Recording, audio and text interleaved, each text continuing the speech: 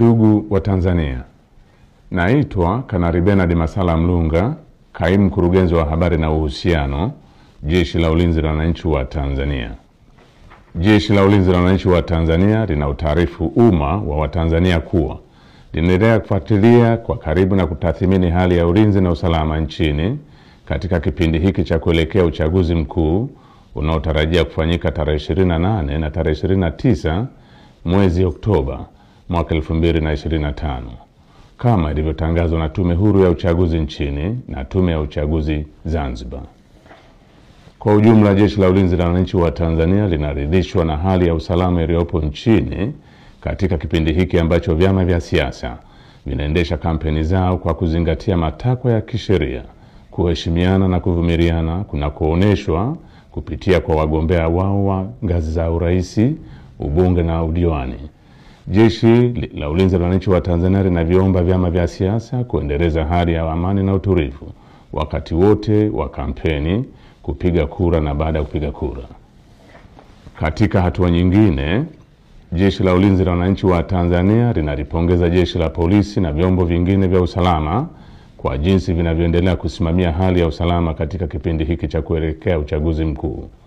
Aidha, jeshi linawapongeza wananchi kwa kuendelea kutumia haki yao ya msingi ya kushiriki kwa amani na utulivu katika kusikiliza sera za vyama mbalimbali kupitia mikutano ya hadhara inayoendelea kufanywa na vyama vinavyoshiriki uchaguzi mkuu kwa ngazi mbalimbali ili kuwachagua viongozi watakaowaletea maendeleo. Pamoja na hali ya amani na utulivu iliyopo, bado kumeendelea kujitokeza baadhi ya watu wanaojiita wanaharakati kutoka ndani na nje ya nchi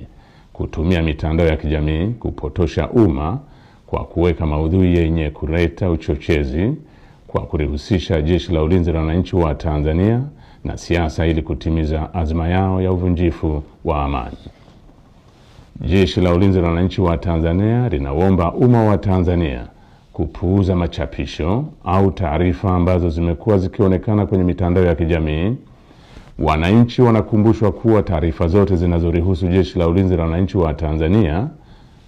zitatolewa na makao makuu ya jeshi kwa utaratibu rasmi na mawasiliano ya Jeshi la Ulinzi la Wananchi wa Tanzania na umma.